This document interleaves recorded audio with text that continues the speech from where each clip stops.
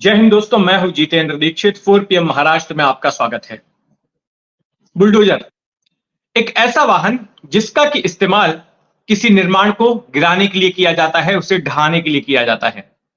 लेकिन हाल के सालों में बुलडोजर एक राजनीतिक प्रतीक भी बन गया है।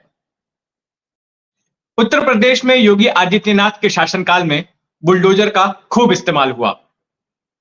ऐसे लोगों के घर गिराने के खिलाफ बुलडोजर इस्तेमाल किए गए जिन पर सांप्रदायिक दंगों में भाग लेने का आरोप लगा, और ऐसे लोगों के खिलाफ भी बुलडोजर के इस्तेमाल हुए जो कि अपराधों में लिप्त थे, गैंगवार में शामिल थे।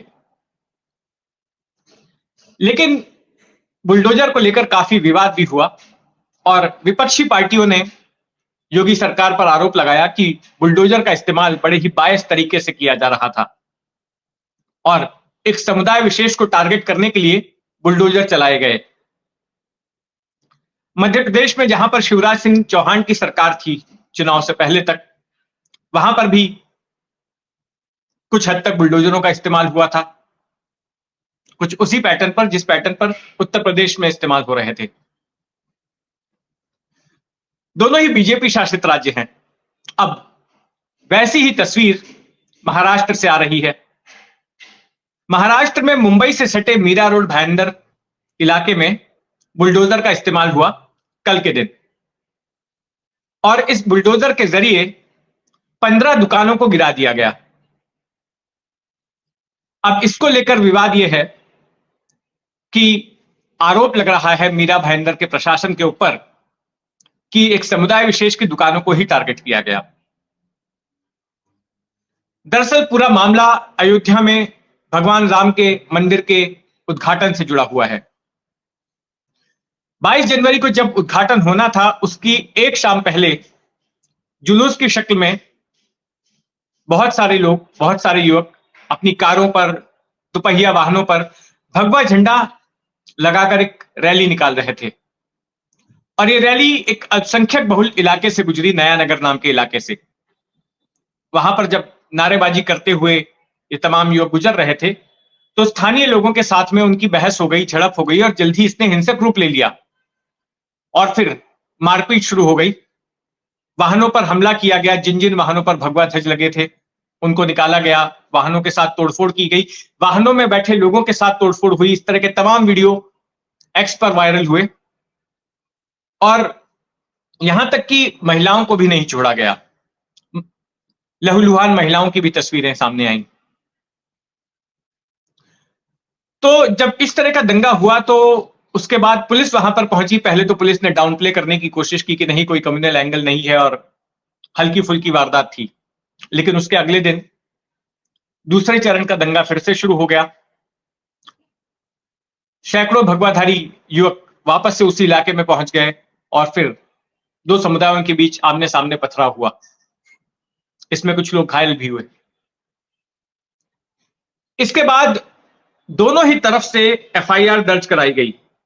कुल 13 एफआईआर दर्ज हुई दोनों समुदायों की तरफ से, और इन एफआईआर के आधार पर अब तक 28 लोगों को गिरफ्तार किया है और गिरफ्तारियों का सिलसिला लगातार जारी है। इस बीच महाराष्ट्र के उप मुख्यमंत्री देवेंद्र फडणवीस, जो कि गृह मंत्री भी हैं, उन्होंने प्रशासन को आदेश दिया कि दंगाइयों के खिलाफ सख्त कार्रवाई होनी चाहिए। अब उन्होंने आदेश तो दे दिया, गिरफ्तारियों का सिलसिला भी शुरू हो गया, लेकिन इसके साथ साथ मीरा भाईंदर प्रशासन भी हरकत में आया और बुलडोजर लेकर उस ठिकाने पर पहुंच गया जहां पर कि दो समुदायों के बीच हिंसक झड़प हुई थी, और वहां पर अतिक्रमण का आरोप लगाते हुए कि गैरकानूनी स्ट्रक्चर बनाए गए हैं, 15 दुकानों को ध्वस्त कर दिया गया। तो इसको लेकर विवाद है। स्थानीय लोगों का कहना है कि ये स्ट्रक्चर गैरकानूनी नहीं थे और अगर इनको गिराना भी था तो पहले से नोटिस दी जानी चाहिए थी ताकि उसके लिए कोई लीगल रेमेडी हासिल करते, कानूनी तौर पर उसको चैलेंज करते। लेकिन मीरा भाईंदर प्रशासन का यह कहना है कि देखिए, इस तरह की अतिक्रमण की कार्रवाई चलती रहती है, इसको उस सांप्रदायिक झड़प से जोड़कर नहीं देखा जाना चाहिए।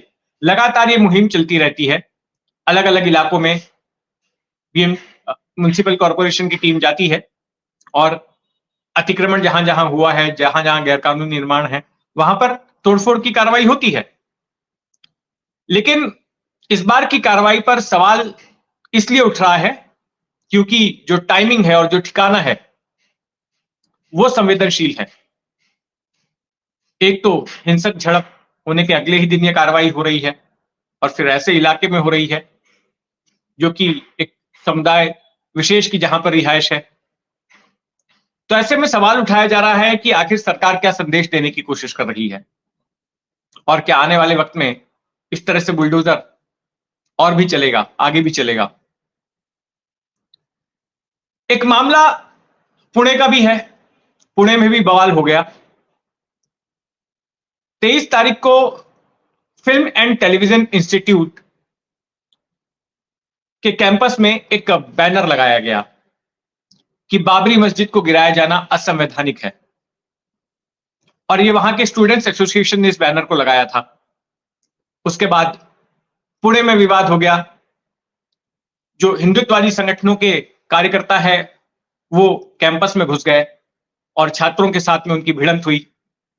पुलिस वहां पर पहुंची। पुलिस ने पहुंचकर बीच बचाव किया, शांत किया दोनों ही गुटों को और फिर एफआईआर दर्ज हुई। दोनों ही तरफ से एफआईआर दर्ज कराई गई। हालांकि अब तक इस सिलसिले में किसी की गिरफ्तारी नहीं हुई है। मुंबई में भी हिंसक वारदातें हुई। मुंबई में 9 एफआईआर दर्ज हुई हैं और मुंबई के अलग अलग इलाकों से, वाकोला से, गोवंडी से, भोईवाड़ा से, गिरगांव से, मालवनी से, ओशिवरा से, एंटॉप हिल से और जुहू इलाकों से हिंसक वारदातों की खबरें आई, जिन पर एफआईआर दर्ज करके पुलिस ने गिरफ्तारियों का सिलसिला शुरू किया है और अब तक 5 लोगों की गिरफ्तारी हुई है, यह बताया जा रहा है। मुंबई वैसे ही सांप्रदायिक तौर पर बड़ा ही संवेदनशील शहर रहा है। इसके अलावा मुंबई के करीब ही पनवेल में भी हिंसक वारदात हुई थी परसों रात को। वहां भी जब एक कच्ची मोहल्ला नाम के इलाके से जब शिंदे सेना के कार्यकर्ता जुलूस लेकर जा रहे थे तो स्थानीय लोगों के साथ बहस हुई और फिर झड़प हो गई वहां। नागपुर में भी ऐसा ही मामला हुआ। वहां पर भी जो मोटरसाइकिल रैली निकल रही थी भगवा झंडे के साथ, वो किसी से टकरा गई और फिर हुई और फिर उसने सांप्रदायिक रूप ले लिया।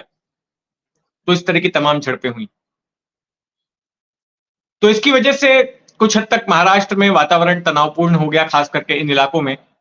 लेकिन पुलिस बंदोबस्त तैनात किया गया है। मीरा रोड भाईंदर में रैपिड एक्शन फोर्स ने मार्च भी किया। लेकिन जिस तरह से बुलडोजर का इस्तेमाल किया गया है उस पर सवाल खड़े किए जा रहे हैं। तो इस सिलसिले में महाराष्ट्र में जो भी हलचल होती है उस पर हमारी नजर बनी रहेगी। आप भी अपनी नजर बनाए रखें 4 PM महाराष्ट्र पर। और अगर आपने अब तक इस चैनल को सब्सक्राइब नहीं किया है तो सब्सक्राइब कर लें और इस खबर पर आपकी क्या राय है कमेंट बॉक्स में जरूर लिखें। जय हिंद।